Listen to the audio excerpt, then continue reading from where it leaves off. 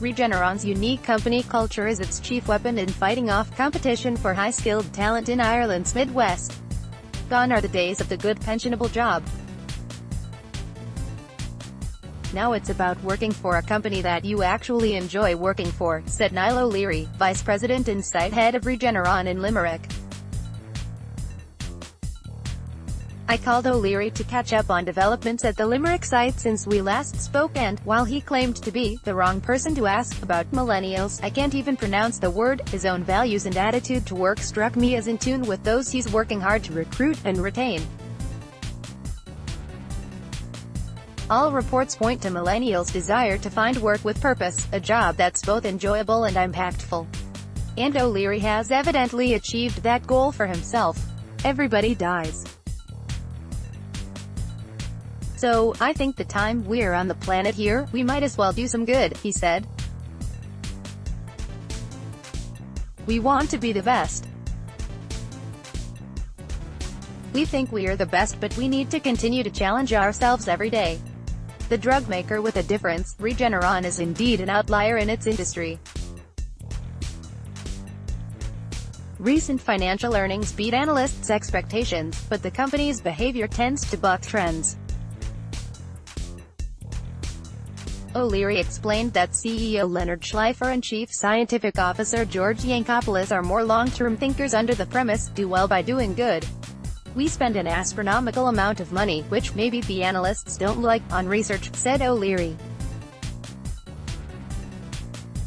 They would prefer that we give that back in dividends or stock buyback, and we put it into research.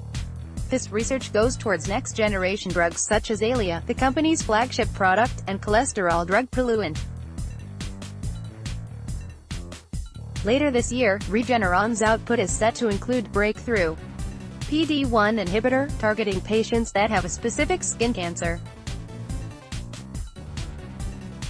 We're an American biotech company getting drugs on the market, and we have employees outgrowing cabbage and carrots. I'm loving it. Niall O'Leary. Ireland is a huge part of Regeneron's long-term plans and new pipeline. The Limerick site now has FDA approval and can produce and ship to the U.S. Late last year, total investment in the Regeneron site reached $750 million, with the addition of 300 roles. We are actually building and expanding even though the existing site isn't even full yet, which shows you the level of confidence we are putting into our pipeline, said O'Leary. Quality of life. The Limerick base is midway through its expansion project, but growth requires employees as well as square footage, and attracting them has driven progressive thinking in the workplace. We're looking at things a little bit differently, said O'Leary, and he points to employee feedback and internal surveys that have helped develop the unique company culture. The perks of the hard work include an on-site gym and a cafeteria centered on healthy nutrition, as well as a number of quality-of-life initiatives targeting employee health and well-being. It has seen visits from Derval O'Rourke and Niall Breslin to promote both the physical and mental side of health, and O'Leary was particularly proud to tell me the team were fresh from conquering in Garda Síochána in the Great Limerick Run. Along with the Pilates classes and plans for lunchtime walking paths, there's also a motel and a greenhouse for employees to get back to nature. We're an American biotech company getting drugs on the market, and we have employees outgrowing cabbage and carrots, and loving it. Employees can also give back to the community through the company's partnership with Limerick Learning Hub, of which O'Leary is particularly proud. There's a hell of a lot of competition for these new employees. It's really different to when I was coming up the ladder. The focus is on mental health, nutrition, the environment and your general quality of life, Niall O'Leary, as well as work-life balance. The company is working on its gender balance, with O'Leary citing 43% women making up the Limerick workforce, a curiosity in the industry. In the senior team, the ratio is not 50-50 yet, but we're certainly aware of it and we are moving towards it, he assured.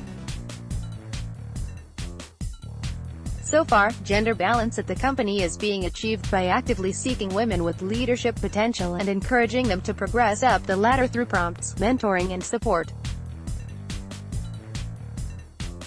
Obviously, and this is very important to me, we will not promote a woman just for being a woman, because I believe that's an insult to all women who've gotten to where they are today in management structures, but we certainly create opportunities for them to do that. That's one of the top things on my list to do and it's paying off, said O'Leary. Noting exceptionally talented women's high-tech leaders, he added, "We've a couple of Meg Whitmans in here." Image, Regeneron Infrastructure for Ireland Inc. The purpose of all this is clear to O'Leary. It's all about getting the best employees, he said.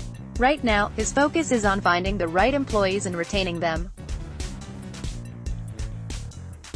There's a hell of a lot of competition for these new employees. All these millennials and what have you, as well as the existing old fogies like myself. It's really different to when I was coming up along the ladder. The focus is on mental health, nutrition, the environment and your general quality of life. Flexi-time and that sort of stuff. We've adapted to that, and I think we're at the forefront. And it seems to be working, according to an estimated less than 5% attrition rate. As regards competition, I'm pretty sure there are some companies out there who don't employ the same sort of quality of life initiatives or long-term compensation programs we've put in place, or, frankly, the ability to grow within an organization.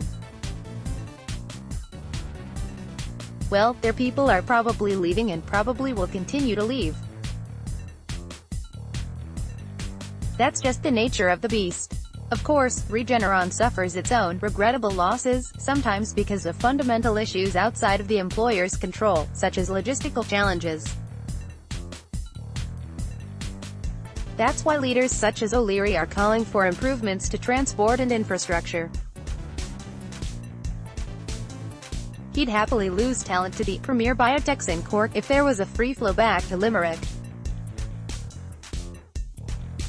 Like most in the region, he wants the infrastructure to make the Midwest a counterbalance to Dublin. Free flow of traffic and commuter times that are very easy between Galway, Limerick and Cork and Waterford. I think that's your next goal for Ireland Inc., he said. Unfortunately, the Midwest has been calling for projects such as this for a long time. I think this road to Cork is going to come. I'll probably be retired, O'Leary said with what I imagine was a rueful smile. Ideally, he'd like to see a looped motorway linking Limerick to Cork and Waterford, and back to Dublin, plus the introduction of high-speed trains. Other countries are doing this. If they can do it, certainly we can, he said. While he acknowledged other issues needing state spending, such as healthcare, O'Leary was clear that infrastructure and drawing in foreign direct investment is critical to the future of Ireland, especially given that the U.S. tax rate has dropped. In the old days it was a certainty, it was a no-brainer to come to Ireland. Now it's no longer a no-brainer, but it's certainly a very good deal. I think we are moving away from the reliance on a lower tax regime. The attraction now is our workforce.